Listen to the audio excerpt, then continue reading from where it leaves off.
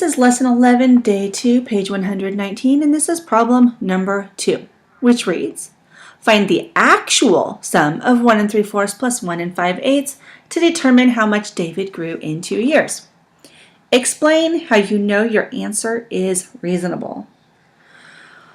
Well, this is from the example problem, which talks about David growing 1 3/4 year 1 and 1 5/8 in year 2.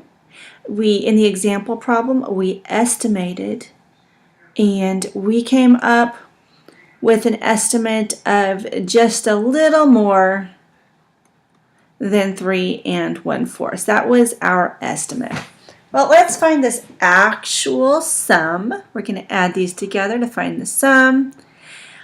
And so that's going to be 1 3/4 plus 1 5/8.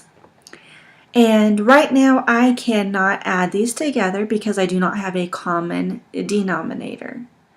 So what I'm going to look at doing is it's going to be pretty easy to find the least common denominator because I'm seeing that 4 goes into 8. So here I have 1 3/4, and I'm going to make an equivalent fraction with 8 as my denominator, so that I have a common denominator.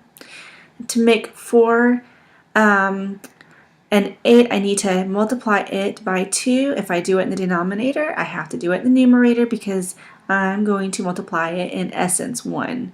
2 over 2 is 1. And I'm going to get 1 6/8.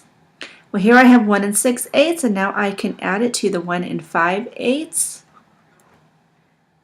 And that is going to equal, add my whole numbers, 1 plus 1 is 2.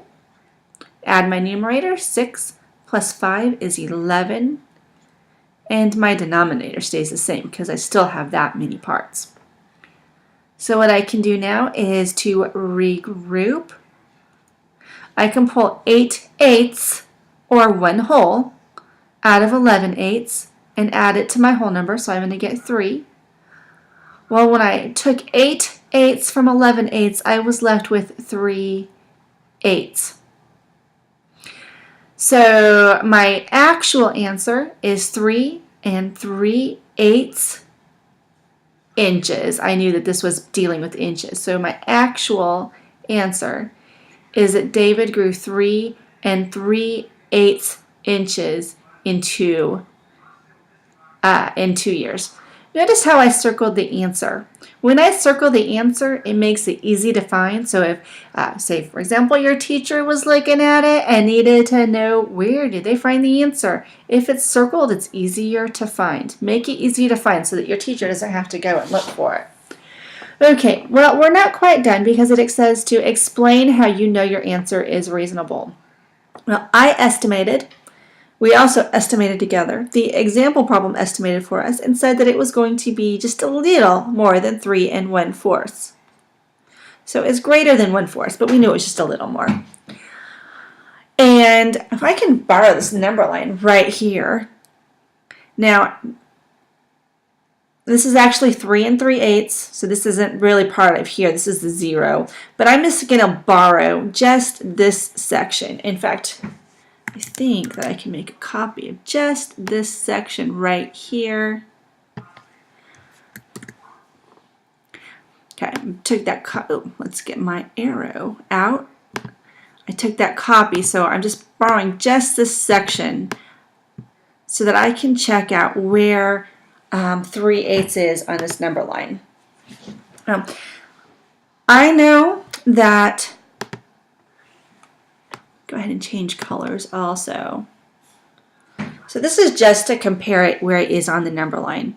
So 3/8 is what I'm looking at for the number line, but I know that 4/8 is equal to 1/2. So it's not quite a half. But I also know that 2/8 is equal to 1/4. But the number that I'm looking for is 3/8. 3/8. So that's going to be between 1/4 and 1/2. So is it just a little more than 3/4? And the answer is yes, it is. Explain how I know my answer is reasonable. I know that my answer is reasonable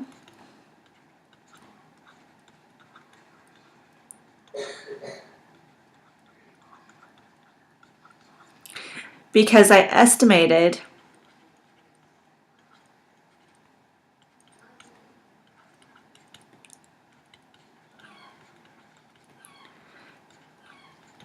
that it would be just a little more than 3 1/4. And it was. So remember, friends, before we start any mathematical operation, let's go ahead and estimate. If we estimate, we have a pretty good indication if we are going to have a reasonable answer or not. If you are watching this video, please write the word video after show your work and underline it.